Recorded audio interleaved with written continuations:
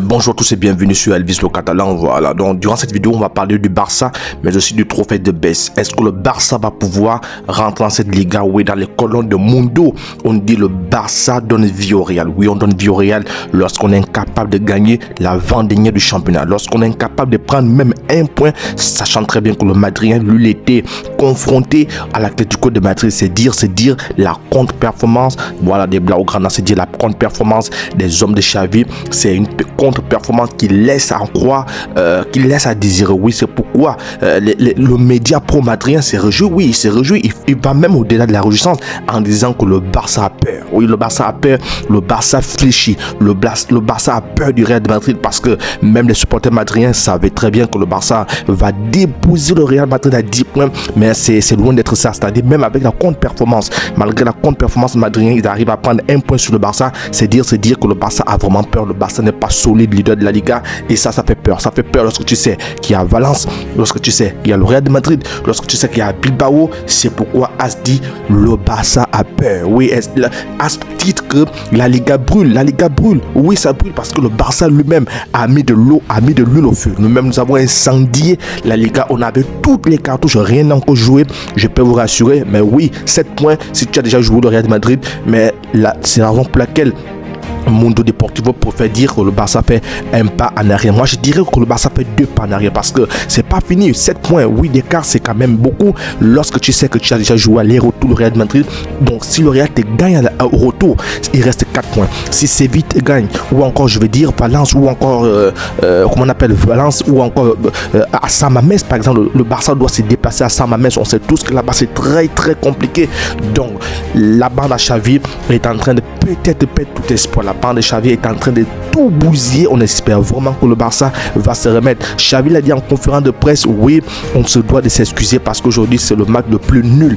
Moi je vais dire que Xavi a été nul. Nul, c'est pas anodin. C'est pas anodin que le Barça perde le point parce que tu as les 3 capitaines, Sergio Roberto, Sergio Busquets et Alba. Les 3 ne doivent pas jouer ensemble. Les 3 ne peuvent pas jouer ensemble. Toutes les désillusions que le Barça a engrangées, n'est-ce pas, sur la scène européenne, c'est parce que les 3 étaient là. Piqué était encore même là. C'est pas possible lorsque Xavi vient en conférence de presse et nous dire qu'il a une dette envers Eric Garcia. Et voilà les effets d'Eric Garcia. Autant on reprochait à l'anglais qu'il était nul, autant Eric Garcia, il n'a pas sa place au Barça. Il ne faut pas faire dans les émotions, il ne faut pas faire dans la compassion. Il n'a pas sa place au Barça. Hazard est un grand joueur, mais Ancelotti n'hésite pas à le mettre au banc chaque jour, chaque semaine, chaque seconde, chaque minute. Rodrigo passe même devant Hazard. C'est dire que au Real de Madrid, voilà, on est plus là pour mettre l'accent sur la victoire, sur le jeu, sur le fond et non sur les émotions comme veut nous faire croire Xavi. Donc il y a de quoi se remettre, il n'y a pas de temps à perdre. Oui, il va falloir que le Barça revienne sur terre, il va falloir que le Barça engage encore des minutes,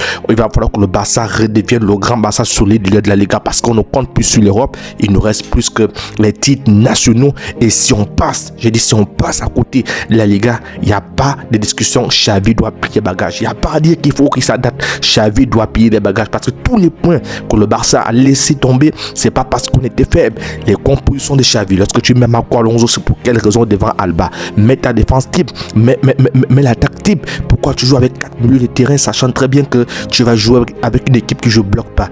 Donc on espère vraiment que le Barça va rentrer et va confisquer et va mettre la même mise, aura la même mise sur cette Liga. Oui, revenons maintenant sur le titre de Best. Oui, à 21h, voilà, on connaîtra le meilleur joueur de l'année. Voilà, le meilleur joueur, dont les 3 sont là. 2 joueurs du Paris Saint-Germain, un joueur par Karim Benzema. Karim Benzema à cause de la Champions League. Oui, Karim Benzema, pour moi, il aurait remporté cela si et seulement si il n'y avait pas de Coupe du Monde durant cette année. Si et seulement si on n'avait pas pris en compte les prestations de la Coupe du Monde et la Champions League. Parce que ici, voilà, il faut comprendre que le contexte ici prend depuis 2021 jusqu'en 2023, la fin 2022.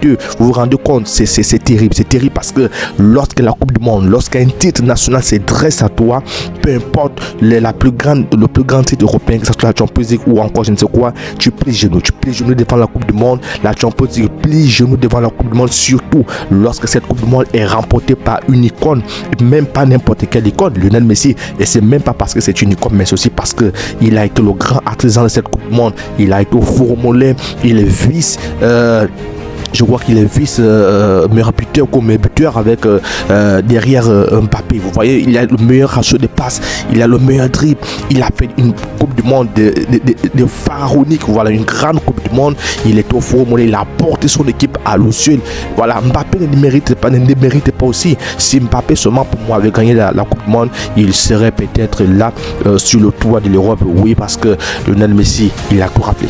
Il a tout raflé. Il faut tenir compte de l'âge. À 35 ans, je crois bien, il a la finalisme. Il a la Copa América. On sait déjà tous que même le fils, lorsqu'il avait gagné la Copa América, ça l'a valu un ballon d'or. Donc Lionel Messi, il n'est pas loin de reprendre un ballon d'or. Il n'est même pas loin. À 21h, les médias, la presse affirme, atteste déjà que la Pulga sera bel et bien élue. Et pour moi, c'est mérité. C'est mérité, oui, non seulement Lionel Messi, mais je crois que beaucoup de titres iront du côté de l'Argentine, que ce soit le meilleur coach, le meilleur joueur, le meilleur gardien. Voilà, ils ont fait une Coupe du Monde des champions. Ils ont fait une grande Coupe du Monde. Ils ne l'ont pas voulu. Voilà, parce qu'ils se sont dressés, n'est-ce pas, à leurs concurrents. Ils se sont dressés à leurs protagonistes. C'est comme si on avait dit à l'Argentine que tu vas te dresser à toutes ces équipes-là qui t'avaient fait honte, notamment la France, la Croatie, le Pays-Bas, toutes ces équipes-là. La France n'a pas démérité, le joueur de l'Argentine n'a pas démérité. L'Argentine n'est pas passée par des petites équipes. Donc, on avait un grand Lionel Messi. On se trouve après, voilà, durant la remise de trophée et on fera un débrief après. Je t'ai pas encore abonné, abonne-toi à Elvis le Catalan pour ne rien rater. On se dit à plus. Ciao.